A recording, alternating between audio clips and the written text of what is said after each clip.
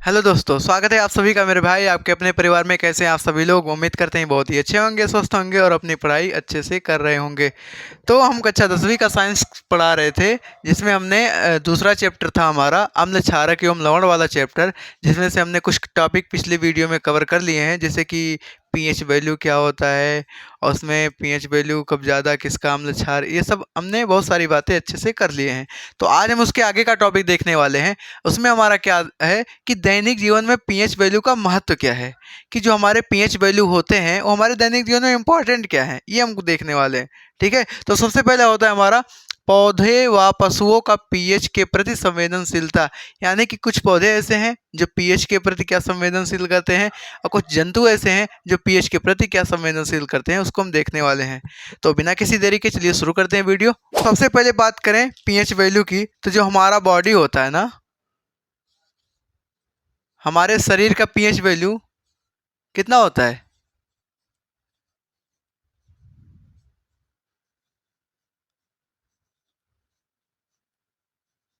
हमारे शरीर का पीएच मान कितना होता है? बताओ फटाफट। हमारे बॉडी का पीएच मान कितना होता है मेरे भाई? जो हमारा बॉडी होता है ना, उसका पीएच मान कितना होता है? तो हमारा जो बॉडी होता है ना, उसका पीएच मान 7 से होता है 7.8 तक। कितना होता है? 7 से लेकर के 7.8 तक। हमारा जो बॉडी का नॉर्मल पीएच होता है, ये इतने से इतने के बीच में काम करता है। ठीक है, तो ये हो गया हमारे बॉडी का पीएच मान। कितना होता है? 7 से 7.8 तक। ठीक है, इसके बाद अम्लीय वर्षा का नाम सुने हैं? अम्लीय वर्षा, जिसको एसिड रेन बोलते हैं, किसके बारे में बात कर रहे हैं? Acid rain. इसका पीएच वैल्यू बताओ फटाफट कमेंट में आप लोग। जो हमारा अम्लीय वर्षा होता है, जो हमारा ये एसिड रेन होता है, इसका जो हमारा पीएच वैल्यू होता है, ये कितना होता है? जो हमारा अम्लीय वर्षा होता है, ये शायद 5.5 के आसपास होता है हमारा, यानी कि लगभग होता है 5.6 अप्रॉक्सीमेट। देखो, अम्लीय वर्षा का जो पीएच मान होता है, इसका जो पीएच मान होता है 5.6 होता है।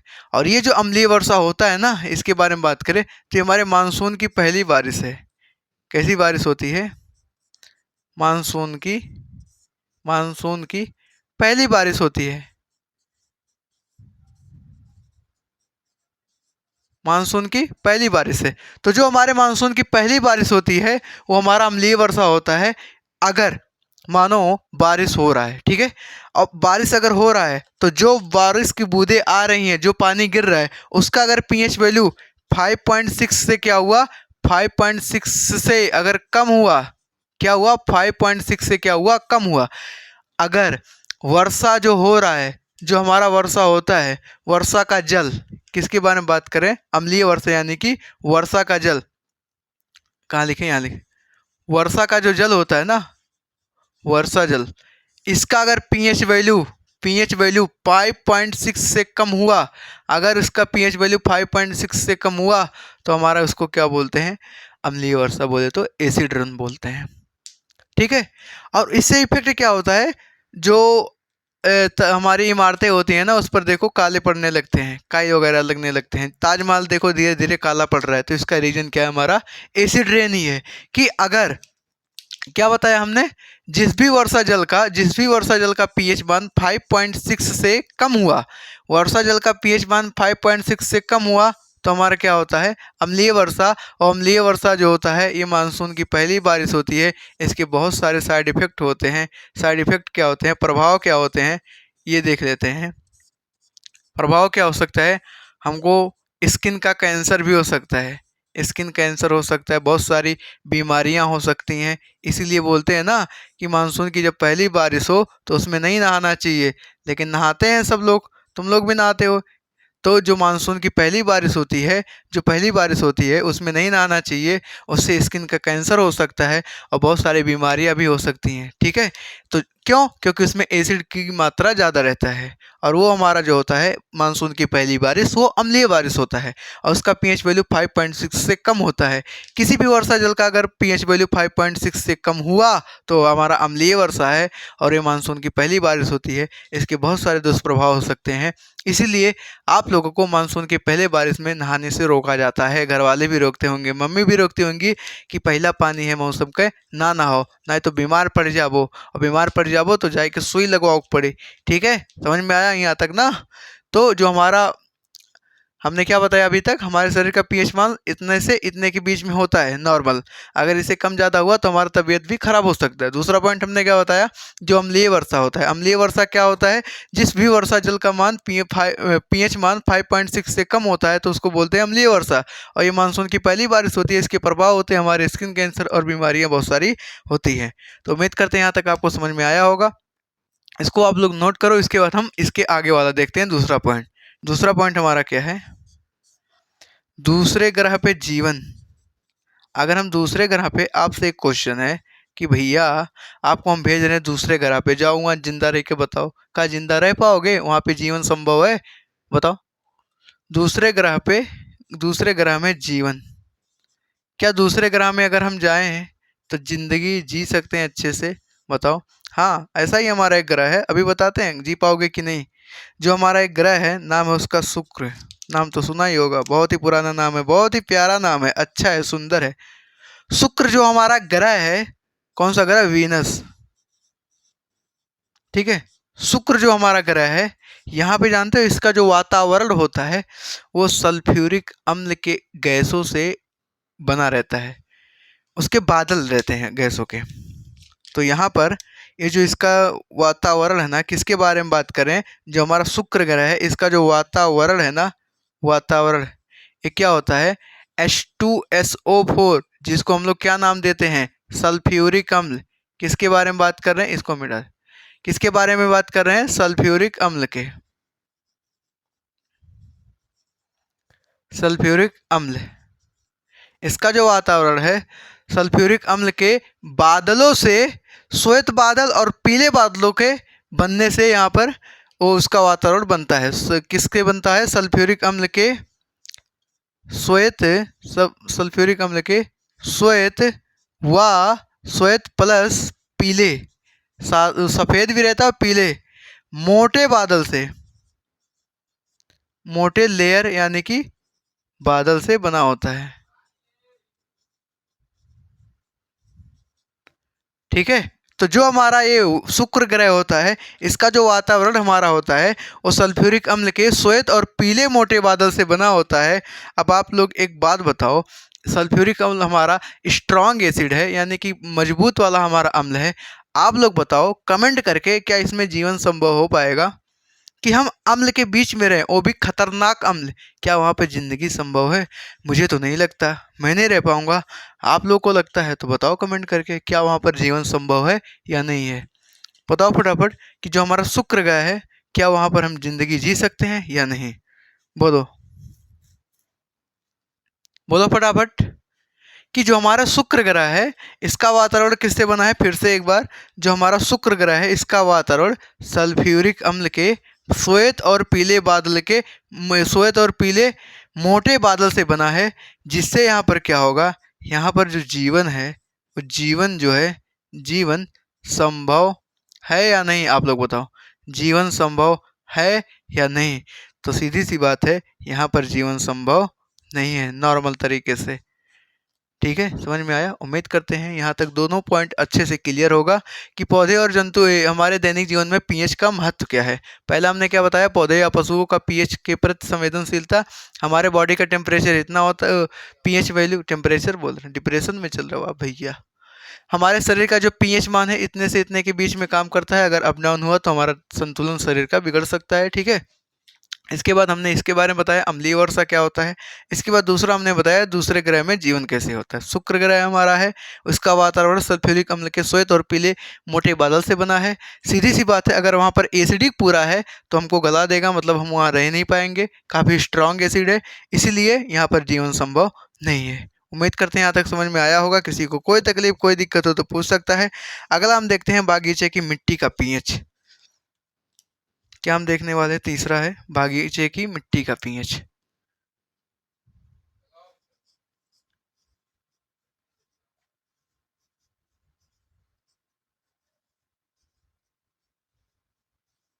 बागीचे के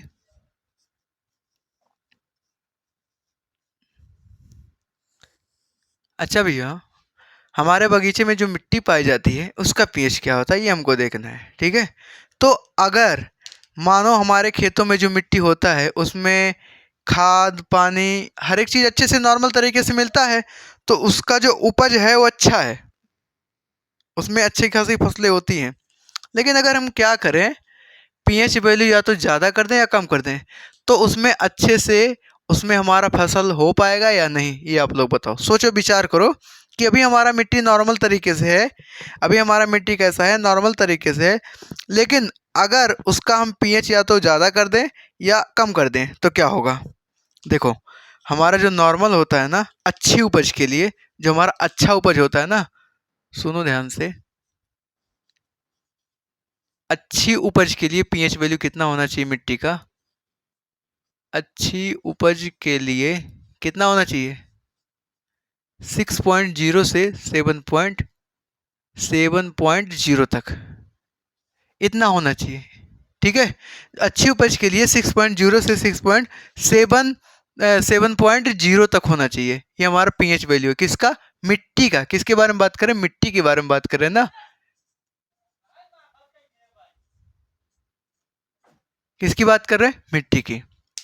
तो जो हमारे बागीचे की मिट्टी के बारे में बात करें, तो अगर हमको फसल को अच्छा उपज लाना है, अच्छे से फसल को ग्रो करवाना है, तो हमारे मिट्टी का पीएच नॉर्मल इतना होना चाहिए, ठीक है। लेकिन अगर क्या करें, हम पीएच वैल्यू ज़्यादा करें, पीएच वैल्यू अगर ज़्यादा करें तो होगा क्या? देखो, सीधी सी बात है, अगर ये हमारा क्या है, ये जो हमारा पीएच अच्छी उपज के लिए है, तो ये हमारा एक फिक्स है। ये क्या है? ये जो हमारा पीएच वैल्यू है, ये हमारा फिक्स है, बोले तो विशिष्ट है, बोले तो विशिष्ट पीएच है, मतलब अच्छा पीएच है। क्या है? विशिष्ट पीएच है। लेकिन क्या करें, इसके अंदर हम छेड़छाड़ कर दें। अगर हम एक काम करते हैं, कम कर दे रहे हैं पीएच वैल्यू, अगर क्या कर दें, कम कर दें, और दूसरे कंडीशन में हम क्या कर सकते हैं, ज़्यादा। दो ही कंडीशन हो सकता है, या तो पीएच वैल्यू कम हो जाए या तो पीएच वैल्यू ज़्यादा हो जाए। तो पहले हम पीएच वैल्यू को कम करते हैं। क्या करते हैं? कम करते हैं। कितना कर दें? पीएच वैल्यू कम कर दें, यानी बोले तो कितना कर दें? 5.5। 6 था, 5.5 कर दिए। तो इससे जानते हो क्या होगा? इससे क्या होगा? पोषक तत्वों की कमी हो जाएगी। क्या होगा? जो पोषक तत्व हैं उसमें क्या हो जाएगी? कमी। मतलब पोषक तत्व में कमी का मतलब नाइट्रोजन फास्फोरस फलाना ठिकाना जो भी उसके अंदर है उसकी मात्रा कम हो जाएगी। और जब उसकी मात्रा कम हो जाएगी तो आप लोग बताओ, क्या उसमें अच्छे से उपज हो पाएगा क्या? हमें तो नहीं लगता कि उसमें अच्छे से उपज हो पाएगा। क्यों? क्योंकि उसके अंदर ये क्या हुआ, पीएच वैल्यू का पॉइंट कट गया। पोषक तत्व क्या क्या है हमारे? नाइट्रोजन है, फास्फोरस है, और उसके बाद क्या है, पोटेशियम है ना। हमारे पोषक तत्व क्या हो सकते हैं? पोषक तत्व इस पोषक तत्व जो हमारे हैं, मैं दूसरे मार्कर से लिखता हूँ। पोषक तत्व हमारे नाइट्रोजन है, फास्फोरस है, पोटेशियम है, ये सब हमारे क्या हैं? पोषक तत्व हैं। इन केस क्या करें, अगर हम पीएच वैल्यू को बढ़ा दें, कितना बढ़ा दें? यहाँ पर हमारा 7 है तो एक काम करते हैं 7.5 कर देते हैं, यानी कि 7.5 कर देते हैं, ज़्यादा हो गया। तो क्या होगा? पोषक तत्व यहाँ पर कमी हो रहा था, यहाँ पर बहुत सारे पोषक तत्व हो जाएंगे, और पोषक तत्व जो आएंगे वो ब्लॉक भी हो सकते हैं, इतना ज़्यादा हाई रहेगा। तो यहाँ पर पोषक तत्व क्या हो जाएंगे? ब्लॉक हो जाएंगे। पोषक तत्व पोषक तत्व क्या हो जाएंगे? ब्लॉक हो जाएंगे। और जब ब्लॉक हो जाएंगे तो क्या होगा? हमारा क्या होगा? अच्छे से हमारा न्यूट्रिएंट वगैरह ये जो पोषक तत्व है ये नहीं मिल पाएगा, यानी कि हमारा क्या होगा, ये हमारा उपज अच्छा नहीं हो पाएगा, कोई भी फसल हमारा अच्छे से हो नहीं पाएगा। कब? जब हमारा कम हुआ तब भी नहीं हो सकता, ज़्यादा हुआ तब भी नहीं हो सकता। एक फिक्स हमारा क्या है, एक विशिष्ट पीएच चाहिए, यानी 6 से 7 के बीच में पीएच वैल्यू होना चाहिए मिट्टी का, तभी जा करके अच्छे से फसल उपजा सकते हैं। अदरवाइज हम क्या कर सकते हैं, अदरवाइज हम अच्छी फसल नहीं उगा सकते हैं। तो यहाँ पर क्या होगा, हमारा पोषक तत्व क्या हो जाएंगे, ब्लॉक हो जाएंगे। और ज़्यादा पीएच वैल्यू की वजह से, क्षारीय होने की वजह से यहाँ पर क्या होगा, यहाँ पर जो लाभकारी सूक्ष्मजीव होंगे ना, किसके बारे में बात कर रहे हैं, ज़्यादा होने के, तो लाभकारी सूक्ष्मजीव नष्ट भी हो सकते हैं, क्योंकि पीएच वैल्यू बहुत ज़्यादा हम बढ़ा दे रहे हैं, तो मतलब बहुत ज़्यादा बेसिक हो जाएंगे। और जब क्षार हो जाएंगे तो लाभकारी सूक्ष्मजीव क्या हो जाते हैं, लाभकारी सूक्ष्मजीव नष्ट हो सकते हैं। ये चीज़ भी आप ऐड कर सकते हैं। ये पहला पॉइंट है, ये दूसरा है। यहाँ पर भी इसको हम मिटा देते हैं। ये हमारा पहला पॉइंट है, ये दूसरा पॉइंट है, नष्ट भी हो सकते हैं। उम्मीद करते हैं यहाँ तक समझ में आया होगा। कहीं पर किसी को कोई तकलीफ हो तो पूछ सकता है, एक एक चीज़ अच्छे से नोट करके समझा रहे हैं, ठीक है, ताकि अच्छे से कोई चीज़ कहीं पर कोई गड़बड़ी ना हो। उम्मीद बताया। बागीचे के मिट्टी का पीएच, अच्छी उपज के लिए हमें, जो मिट्टी की अच्छी उपज है उसके लिए हमारा पीएच वैल्यू कितना होना चाहिए, 6.0 से 7.0 तक इतना होना चाहिए। और ये जो हमारा है ये फिक्स हमारा विशिष्ट पीएच होता है। और इसी विशिष्ट पीएच में हमारा क्या होता है, इसी विशिष्ट पीएच में हमारा पोषण, जो हमारे पौधे होते हैं उनका पोषण होता है, उनका क्या होता है, वृद्धि होता है उसी विशिष्ट पीएच में। अगर कम हुआ, पोषक तत्व की कमी हो जाएगी, और जब पोषक तत्व की कमी हो गई तो अच्छे से उनका पोषण नहीं होगा, अच्छे से वृद्धि नहीं होगा, जड़ों को नुकसान पहुंचेगा, बहुत सारे प्रॉब्लम आ सकते हैं। पीएच वैल्यू अगर ज़्यादा हो गया, पोषक तत्व ब्लॉक हो जाएंगे, और जो हमारे कुछ विशिष्ट बैक्टीरिया वगैरह हैं, लाभकारी जीवाणु वगैरह हैं, सूक्ष्मजीव हैं, वो हमारे क्या हो सकते हैं, नष्ट भी हो सकते हैं। इसीलिए हमको एक फिक्स हमारे अमाउंट में, एक फिक्स वैल्यू में हमारा क्या चाहिए, हमारा ये मिट्टी का पीएच चाहिए, तभी जाकर के बात बन पाएगी। तो उम्मीद करते हैं यहाँ तक आपको समझ में आया होगा। अच्छे से देख लीजिए, नोट कर लीजिए। इसके बाद हम आगे बढ़ते हैं। तो अगला हमारा है हमारे पाचन तंत्र का पीएच। हमारे पाचन तंत्र का, पाचन तंत्र का, हमारे पाचन तंत्र का पीएच मान। आप लोगों को पता होगा, हमारे पेट के अंदर, जो हमारा पेट के अंदर पाचन तंत्र पाया जाता है, तो पेट में हमारे क्या होगा, जो हमारा पाचन तंत्र है पेट के अंदर, वो हमारा एक अम्ल रिलीज करता है। नाम क्या है, तो हमारे पाचन तंत्र में एक हमारा अम्ल रिलीज होता है, नाम है HCl। बोले तो HCl का पूरा नाम क्या है, हाइड्रोक्लोरिक अम्ल, हाइड्रोक्लोरिक अम्ल। कोई पूछेगा भैया हमारे पाचन तंत्र में, हमारे पेट में कौन सा अम्ल पाया जाता है, तो क्या होता है, हाइड्रोक्लोरिक अम्ल होता है। क्या होता है, हाइड्रोक्लोरिक अम्ल। और ये हेल्प क्या करता है, इसका काम क्या होता है, काहे के लिए होता है, तो ये हेल्प करता है, ये हेल्प करता है, किस में हेल्प करता है, ये सहायता करता है पाचन में। किस में करता है, पाचन में। किसके पाचन में, अरे जो हम खाते हैं भैया, पाचन में हेल्प करता है। जो चीज़ हम खाना पीना खाते हैं ना, उसके पाचन में, पाचन में क्या करता है, मदद करता है, ठीक है, भोजन के पाचन में, जो खाना खाते हैं।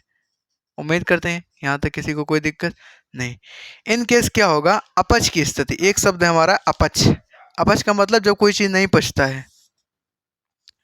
अपच नाम सुना है, अपच, अपच मतलब जब कोई चीज़ हम खाते हैं और वो पचता नहीं है, तो अपच के कंडीशन में क्या होगा, अपच के कंडीशन में हमारा जो पेट है वो HCl क्या करेगा, HCl ज़्यादा बनाता है। HCl क्या करता है, ज़्यादा बनाता है। और जब HCl ज़्यादा बनाता है तो इसके वजह से हमें क्या हो जाता है, हमें हो जाता है एसिडिटी। होगा क्या, कहानी सुनो पहले।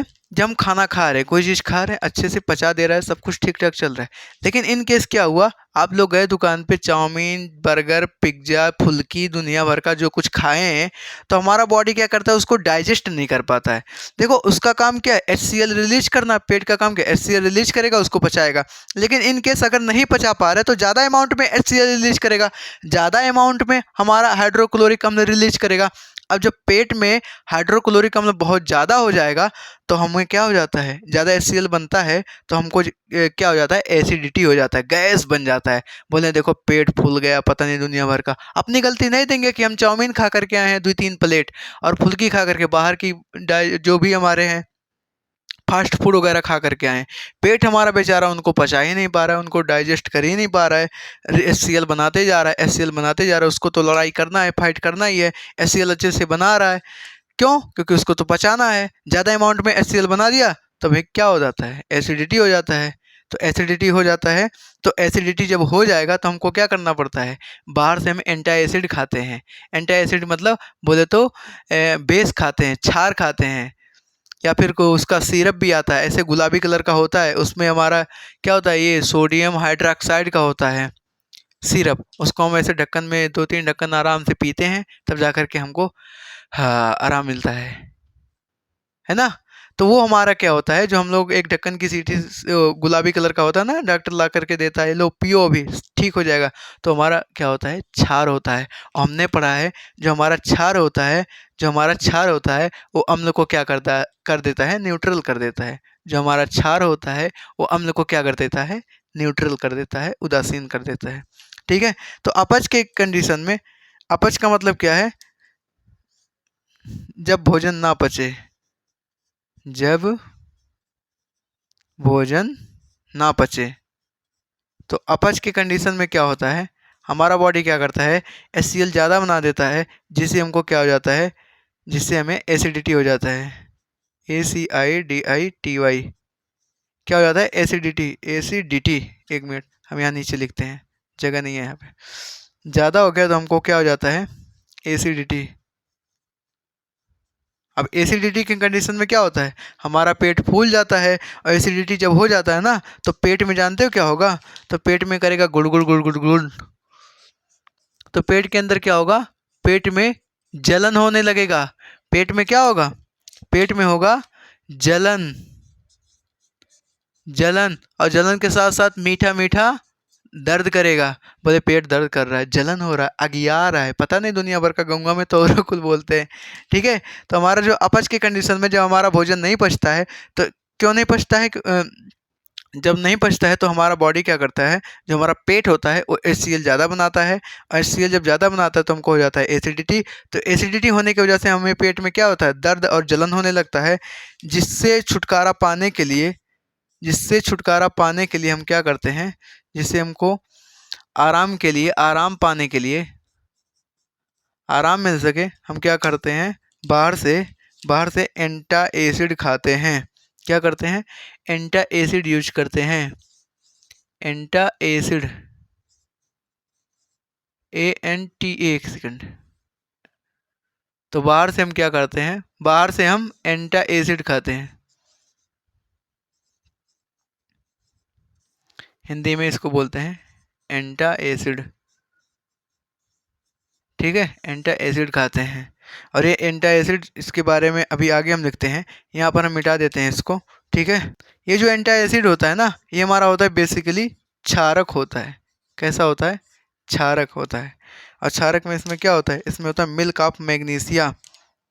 क्षारक बोले तो कौन सा क्षारक हम यूज करते हैं, milk of, milk of magnesia, milk of magnesia. और जो मिल्क ऑफ मैग्नीशिया है भाई साहब ना, इसको हम लोग बोलते हैं, सोडियम हाइड्रोक्साइड को बोले तो NaOH। इसका केमिकल नेम क्या है, इसका केमिकल नेम है सोडियम हाइड्रोक्साइड। क्या है, सोडियम हाइड्रोक्साइड। Sodium hydroxide. हमने क्या बताया कि जो हमारे पाचन तंत्र में हमारा pH मान क्या होता है, जब हमारा HCl क्या करता है, हाइड्रोक्लोरिक अम्ल, ये हमारा, इसका बेसिकली काम क्या होता है, भोजन का पाचन करने में हमारा हेल्प करता है। लेकिन इन केस जब हमारा भोजन नहीं पचता है, तो उस कंडीशन में हमारा बॉडी क्या करता है, HCl ज़्यादा बनाता है। और जब HCl ज़्यादा बनाएगा, HCl ज़्यादा बनाएगा, तो HCl का अमाउंट जब इकट्ठा हो जाएगा ना, तो हमारे बॉडी में हो जाता है एसिडिटी, हमको हो जाता है। तो एसिडिटी जब हो जाएगा तो उस कंडीशन में हमारे पेट में जलन और दर्द होने लगेगा। जिससे आराम पाने के लिए हम क्या करते हैं, बाहर से एंटा एंटासिड खाते हैं। रियल में होता क्या है, ये जो एंटासिड होता है ये हमारा क्षारक होता है, और क्षारक में कौन सा होता है, मिल्क ऑफ मैग्नीशिया, जिसका फार्मूला होता है सोडियम हाइड्रोक्साइड, और इसको हम बाहर से सिरप के रूप में लेते हैं, और जिससे हमारे बॉडी में क्या होता है, हमें आराम मिल जाता है। तो उम्मीद करते हैं ये हमारे पाचन तंत्र में पीएच का कैसे गेम बचता है, कैसे क्या होता है, आपको अच्छे से समझ में आया होगा। किसी को कहीं पर कोई तकलीफ हो तो बता सकता है। किसी को कोई तकलीफ, कोई दिक्कत नहीं ना? तो ये हमने 4 पॉइंट देख लिए, इसको बाद हम थोड़ा रफ करते हैं, उसके बाद 5वां देखते हैं, ठीक है। अगला हमारा है पीएच परिवर्तन के कारण, पीएच परिवर्तन के कारण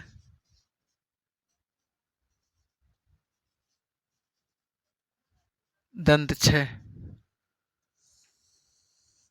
अब ये क्या चीज है, ये क्या बोला है कि अगर पीएच का परिवर्तन चेंज हुआ तो जो हमारा दांत है उसका गेम बच जाएगा। कि दांत का हमारा क्या होता है, दंत का हमारा क्षरण होने लगता है, जिसको हम लोग दंत क्षय बोलते हैं। होगा क्या बेसिकली, देखो होता क्या है, जो हमारे मुंह का पीएच होता है ना, इसके बारे में बात कर रहे हैं। मुंह का पीएच, मुंह का पीएच जब 5.5 से क्या होता है, 5.5 से हमारा 5.5 से कम होता है। देखो जब हमारे मुंह का पीएच 5.5 से कम होता है तब पता है क्या होता है, तो हमारे बॉडी के अंदर दंत क्षरण होने लगता है। तो जब कम होता है तो क्या हो जाता है, हमारे बॉडी में दंत क्षरण होने लगता है, हमारे दांतों का क्षरण होने लगता है। बोलो बात समझ में आया कि नहीं?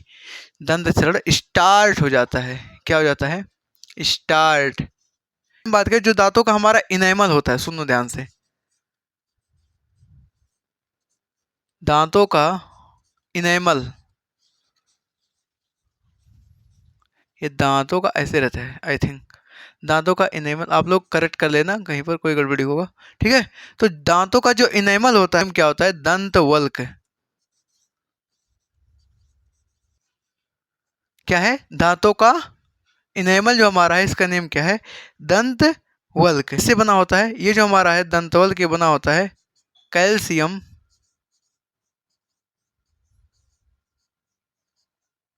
Calcium hydroxy apatite. कहीं पर कोई गड़बड़ी ना हो इसलिए हम देख ले रहे हैं एक बार, एपेटाइट, ठीक है। तो जो हमारे दांतों का इनेमल होता है किसका बना होता है, कैल्शियम हाइड्रोक्सी एपेटाइट। फिर से बोलो, calcium hydroxy apatite, calcium hydroxy apatite. और जो होता है ये हमारा कैल्शियम फास्फेट का क्या होता है, क्रिस्टल होता है। ये हमारा क्या है, ये कैल्शियम फास्फेट का, कैल्शियम फास्फेट का क्रिस्टल,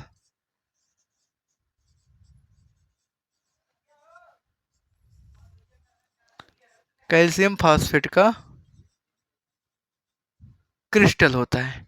क्या हमारा ये जो दांतों का इनेमल होता है ये कैल्शियम हाइड्रोक्सी एपेटाइट का बना होता है।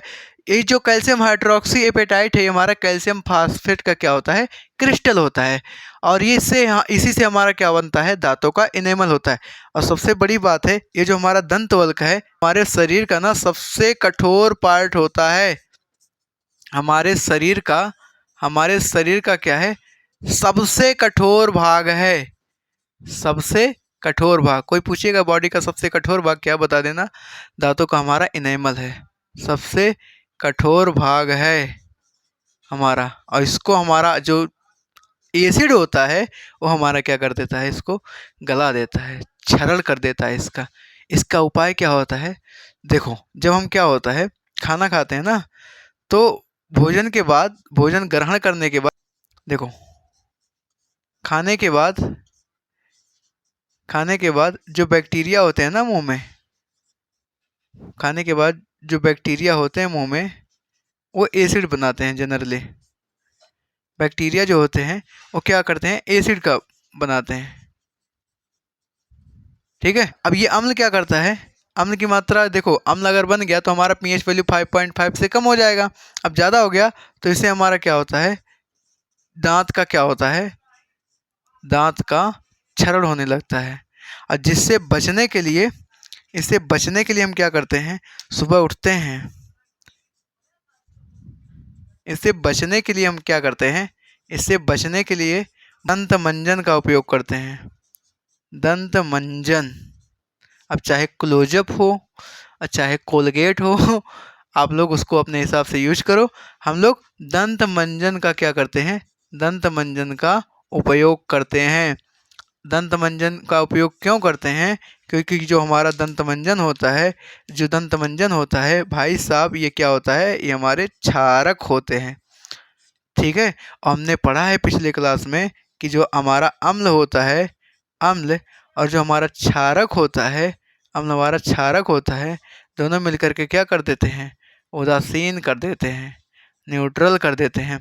उम्मीद करते हैं आपको ये चीज़ समझ में आया होगा कि जो हमारा क्या होता है, कि जो हमारे बैक्टीरिया होते हैं खाने के बाद, जो मुंह में हमारे खाने के बाद जो हमारे मुंह में बैक्टीरिया बच जाते हैं, खाने के बाद जो बैक्टीरिया हमारे रहते हैं मुंह में, वो क्या बनाते हैं, हमारा एसिड बनाते हैं, एसिड। और एसिड हमारा क्या करता है, दांत का क्या करता है, क्षरण करता है। इससे बचने के लिए हम क्या करते हैं, दंत मंजन का यूज करते हैं, और दंत मंजन का उपयोग करते हैं, जिससे हमारा ये दंत मंजन होता क्या है, ये हमारा क्षारक होता है, जिससे हमारा दांतों का क्षरण क्या हो जाता है, रुक जाता है। जिससे हमारे दांतों का क्षरण क्या होता है, रुक जाता है, और हमारा ये इनेमल क्या हो जाता है, वैसे का वैसा बना रहता है। इसलिए डेली देखो हम मंजन करते हैं। अब जो लोग नहीं करते हैं अलग बात है, आप लोग अगर करते होंगे तो अच्छी बात है। इससे आपका दांत, जो हमारा दांतों का इनेमल है, वो हमारा सेफ बचा रहेगा, क्षरण नहीं होगा। नहीं करेंगे तो फिर आप ही जान। ठीक है, तो इसको हम रफ करते हैं, इसके बाद आगे देखते हैं। थोड़ा सा और हमारा बच गया है, बस ज़्यादा नहीं, 5 से 6 मिनट और लगेंगे उस टॉपिक को ख़त्म करने में। ठीक है, इसके बाद आज का लेक्चर यहीं पर समाप्त करेंगे। ठीक है,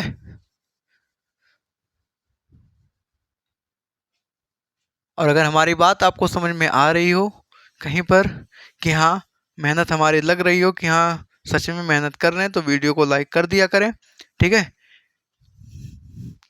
क्योंकि बड़े यूट्यूबर को तो हर कोई सपोर्ट करते हैं, बड़े लोगों को, जो बड़ी बड़ी कोचिंग्स हैं, ऐसे छोटे लोगों को भी सपोर्ट करना चाहिए, ताकि हम लोग भी, देखो आप लोग अगर हमको सपोर्ट करोगे तो धीरे धीरे हम भी इधर कुछ अच्छा ही करेंगे। अभी ये हमारा वाइट बोर्ड है, आगे ग्रो करेंगे, धीरे धीरे सपोर्ट करेंगे आप लोग, सब कुछ अच्छा चलेगा, तो डिजिटल बोर्ड भी लगवाएंगे, उस पर और अच्छे से पढ़ाएंगे। ठीक है, तो ये आप लोग के ऊपर डिपेंड होता है कि आप लोग कर रहे हो क्या नहीं कर रहे हो। ठीक है, बाकी सपोर्ट करो, आप लोग वीडियो को शेयर वेयर कर दिया करो, लाइक कर दिया करो, सब्सक्राइब कर दिया करो अगर नए हो। ठीक है, बाकी सब कुछ अच्छा चलेगा, पढ़ते रहिए, मस्त रहिए, स्वस्थ रहिए, क्योंकि एक ना एक दिन सब कुछ बदलता है, धीरे धीरे नहीं होगा। ठीक है, इसके बाद हमारा अगला है पौधों व, तो अगला हमारा है पौधों व जन पशुओं द्वारा रसायनों से रक्षा। सबसे पहले बात करते हैं पशुओं का। तो पशुओं में क्या होता है, पशुओं में आप लोग देखे होंगे मधुमक्खी, मधुमक्खी के बारे में आप लोग देखे होंगे। किसके बारे में बात कर रहे हैं हम, मधुमक्खी रानी। तो जो मधुमक्खी होती है ना, मधुमक्खी, ये अगर हमको कहीं पर डंक मार देती है तो वहाँ पर देखो बहुत जोर से क्या होता है, फूल जाता है, जलन होने लगता है। तो मधुमक्खी का जो डंक होता है ना, मधुमक्खी का डंक, डंक, जो डंक होता है ना, इसमें क्या होता है, हमारा मेथेनोइक अम्ल, जिसको फार्मिक एसिड भी बोलते हैं।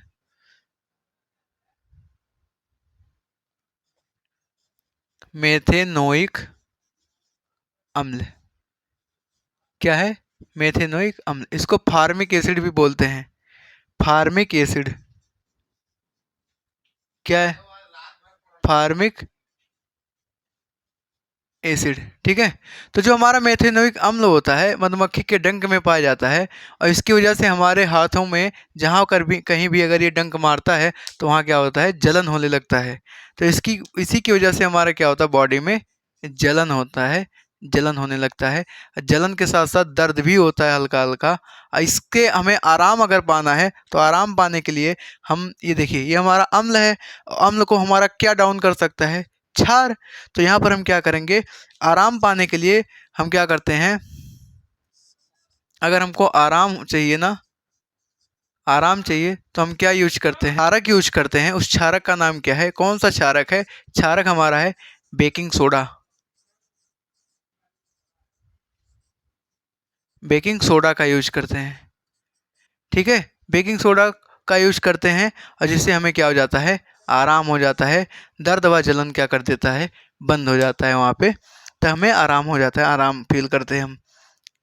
क्या बताया हमने कि जंतुओं में, पौधों व जंतुओं में इसके द्वारा जो रसायन होते हैं उससे हम रक्षा कैसे करते हैं। जो मधुमक्खी का डंक होता है उसके अंदर पाया जाता है मेथिनोइक अम्ल, और जिसकी वजह से क्या होता है, जलन और दर्द होता है। लेकिन अगर इससे हमें आराम पाना है तो हमें एक क्षारक यूज करना है, नाम क्या है, बेकिंग सोडा। किसके बारे में बात कर रहे हैं, ये हमारा मधुमक्खी के डंक के बारे में, ठीक है। कहीं पर किसी को कोई तकलीफ हो तो बोल सकते हो। ये जो बेकिंग सोडा हमारा है ना, ये हमारा दुर्बल क्षारक है।